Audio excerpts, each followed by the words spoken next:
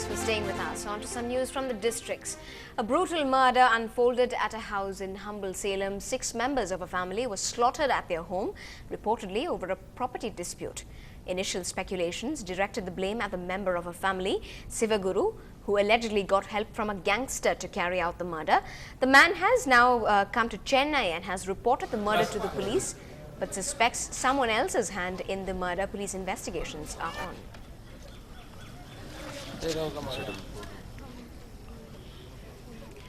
Now, the RD season has set in Chennai, certainly a time when temples are filled with worshippers, but there is also great concern over the small roadside temples which set up barricades and decorations that spill onto the streets, as a result causing disruption to traffic and pedestrians. Our reporter Pratiksha walked on one of these streets and says it's quite a nightmare for a passerby as well. Scenes of celebration in front of temples like this one are a common sight during RD season. The din of devotional music, colourful lights and crowds of devotees in front of Amman temples are at the maximum. ஆடிய பண்டிகை முன்னிட்டு துலுகாந்தம்மனுக்கு வளைகாப்பு நடத்த போறோம். இங்க இருக்காங்க எல்லாம் மொத்த பேரும் வருவாங்க. Even small temples like these, tucked away in narrow lanes and residential areas, were not left out. But motorists and commuters were forced to bear the brunt of these celebrations. Many roads like this one in Mylapore and T Nagar were completely barricaded. They put on big pandals, block the roads, also have huge mic sets attached to it, and then lots of electricity is being wasted on it. Absolutely no pedestrian space, absolutely no space for also the vehicles to go around, and in the name of religion there is a lot of exploitation. Managements of temples have to inform and obtain permission from the Chennai Corporation and Chennai Police to hold public prayers. The Chennai Corporation says it tries its best to ensure pedestrians are not disturbed. Quite tough to regulate because a lot of sensibilities are involved, and people, some people, of course, the nearby who are worshipping in that temple perhaps come for their support, and those who are inconvenienced don't come for support against them. The Chennai Police say they grant residents permission to hold ceremonies at roadside temples on the condition that traffic should not be disrupted. But serious complaints are usually not received, and when they do come, they will try to sort it out. In Chennai with Pratiksha Ramkumar, Christy for NDTV Hindu. On to some national news now. In yet another blow to the Commonwealth Games, Premier Brand, the company which was appointed as the master licensee for merchandise, has withdrawn from the Commonwealth Games. The reason that they have told the organising committee is that they have not been allowed to start work. Amid questions over preparedness for the Commonwealth Games and controversy surrounding it, Prime Minister Manmohan Singh had held a meeting as well today with ministers concerned and other stakeholders to take stock of the preparations for the mega event to be held in October. And sources have told NDTV that there's likely to be an oversight panel headed by the Sports Minister MS Gill and the organising committee of the Commonwealth Games, which is to report to this panel. Now, in news from Kerala, tension is building up in the state as the arrest of the People's Democratic Party, the PDP leader, Abdul Nasser Madani, seems imminent. His arrest seems imminent as of now, as police sources say he may be taken into custody any time soon. This is regarding his alleged role in the 2008 Bangalore blasts. There has been a massive mobilization of police forces in Kollam, Madani's hometown. Madani has filed anticipatory bail plea in the Supreme Court. His anticipatory bail plea was rejected by the Karnataka High Court last week. Well, there's bad news for Team India in Dambula, miffed with the practice pitch at the Rangini Dambula Stadium.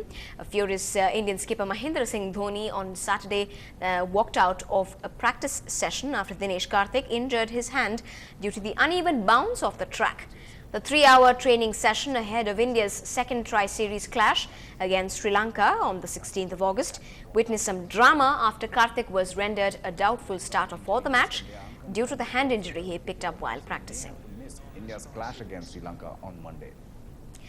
Now, lucky Amchi Mumbai is getting a slice of Namma Chennai, rather our very own superstar.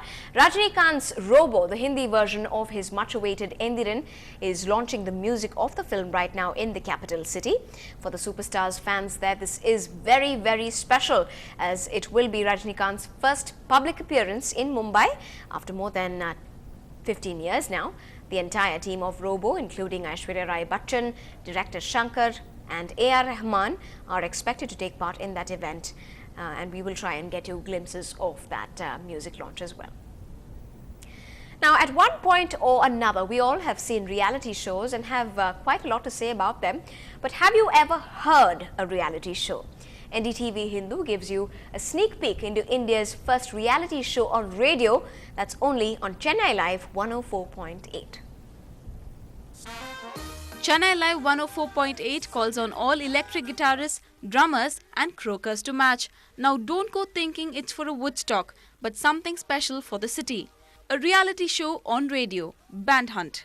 Well, it's a reality show. It's the first time it's being done on radio, and it's just to look for the best band that is there. We're starting with Chennai. It's going to be very entertaining because there's going to be a lot more connect with the city, because you're going to have your own bands performing there, people you know, and a lot of new numbers, because these are not covers that we're doing. These are all original numbers. Chennai boasts of a raging rock and metal scene, and that's exactly what this first of its kind show proposes to tap. Band Hunt is no doubt in tune with the channel's motto of connecting in every way to the city. Radio station in the country to do the talk format. We have, for example, if you look at the morning program, we have the Big Battle with Sanjay Pinto on it.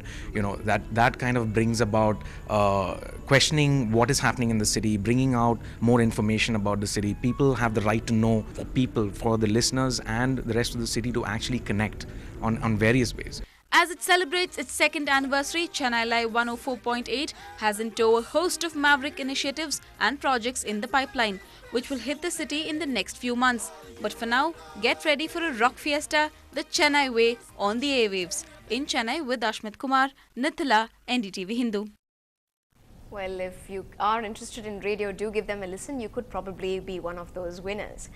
Now, it's the month of August when the picturesque backwaters come alive in Kerala, with thronging tourists and lots of colour. Enthusiastic rowers today fought it out at the world-famous Nehru Trophy snake boat race in Kerala's Alapi district, which was inaugurated by the President, Ms. Pratibha Patil. Of Government of India, that whatever needs to be done, we will certainly not lag behind.